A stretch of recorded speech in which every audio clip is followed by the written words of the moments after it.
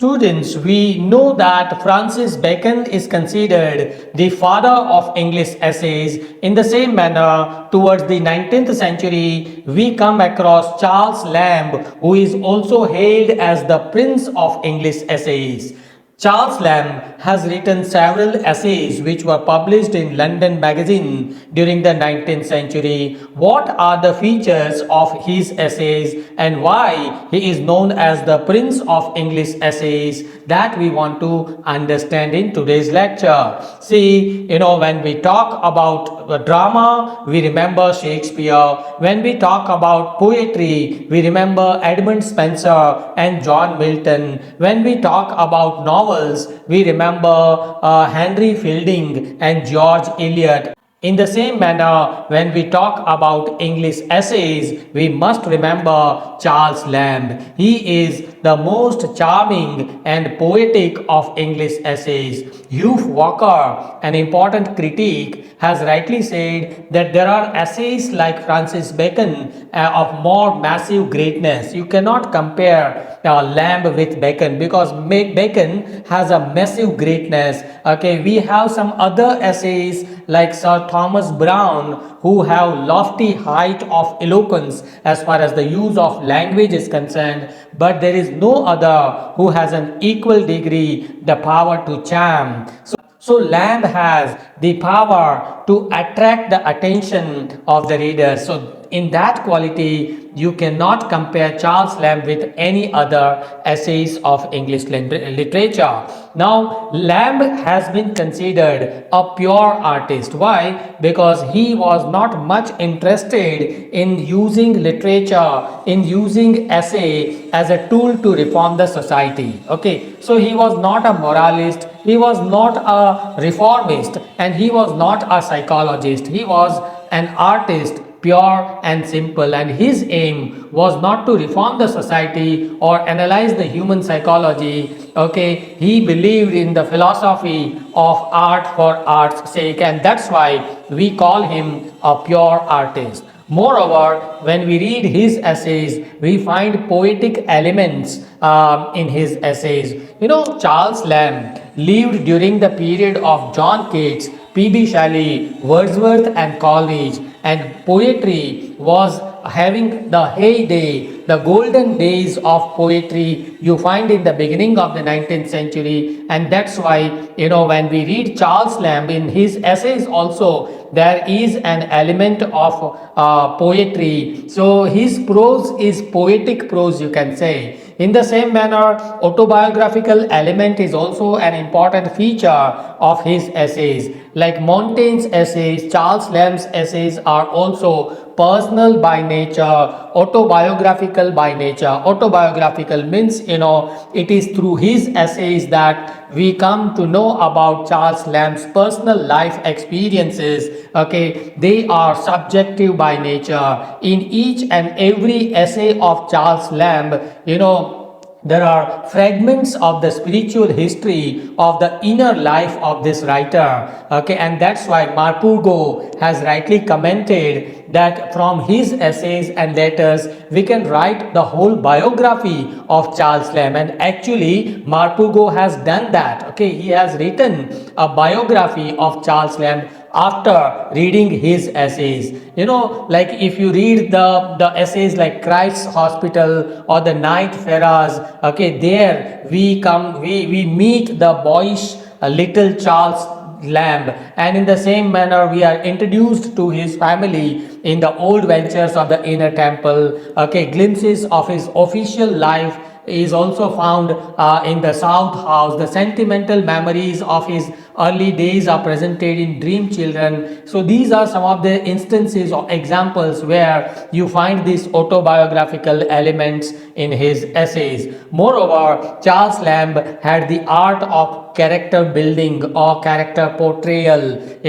During the 18th century, there were some essays like Joseph Addison and Richard Still. they popularized the character portrayal in essays. In the same manner, Charles Lamb had the art and power of character portrayals. He created the real characters, he presented real characters from his own life, and at the same time, some of the characters are completely imaginative characters. Like you see, Coleridge, S.T. Coleridge, this character is found in the Christ's Hospital. In the same manner, his own brother, Charles Lamb's own brother, John, is presented in Poor Relations. His own sister, Bridget, is presented in Macquarie and Hertfordshire and Old Benches. So his father and patron Samuel Salt have been presented in Old Ventures. So these are some examples of real life-like characters taken from his real life. In the same manner, he has presented some imaginative characters also, like Captain Jackson and the new master and the old master. Okay, these are completely imaginative characters.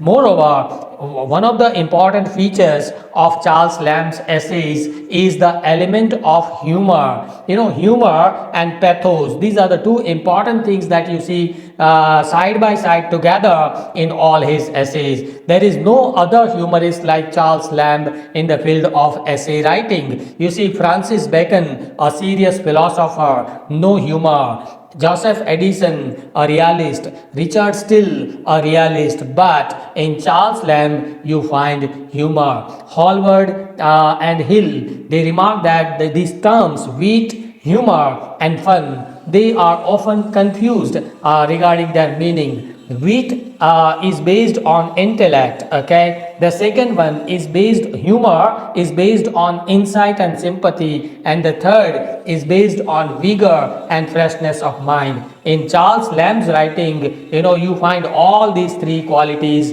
but what is most importantly found is humor. Why? Because his sympathy is ever strong and active. If you want some examples of humor in his essays, then you should read Poor Relations. Okay, the opening lines of Poor Relations are quite witty. So witticism is presented in the beginning. Later on, it turns out to be a painful picture. Okay, in the same manner, if you read All Fool's Day and if you read Roasted Pig, there also you find some instances of humor. In his personal life, Lamb was not a man of happiness. Okay, he had much pain in his life, and that's why perhaps he presented humor. He laughed to save himself from weeping. Okay, element of pathos is very much evident. Why? Because as I told you just now, his personal life was full of unhappiness and sorrow. Okay, Crompton Rickett said that humor with Lamb is never far from tragedy. Through his tears, you may see the rainbow in the sky. So humor and pathos, they go together side by side. For him, humor and pathos are inseparable from one another. You cannot separate them in his essays. Pathos is inevitable in all his essays. Like you read Poor Relations, it is a highly poignant picture of the character is presented by Charles Dickens in the Charles Lamb. In the same manner, Old Margate Hoy, this is also a highly essay full of pathos. Last important topic is his prose style. See, most of the critics have criticized Charles Lamb for poor prose style. As far as writing style is concerned, Charles Lamb has been considered as an old-fashioned writer. Why? Because you find the echoes of older writers like Thomas Brown and Fuller in most of his essays. Okay, his sentences are cast in the mold of the old authors, and it is a bookish style, even at least for the modern readers, right? However, one important thing to note about Charles Lamb's essays, his prose style, is that he has made extensive use of allusions and quotations. Allusions means references. Without directly mentioning them, he makes a reference to some older writers. So many times you find some quotations from the past older writers. You find quotations from his own poems also.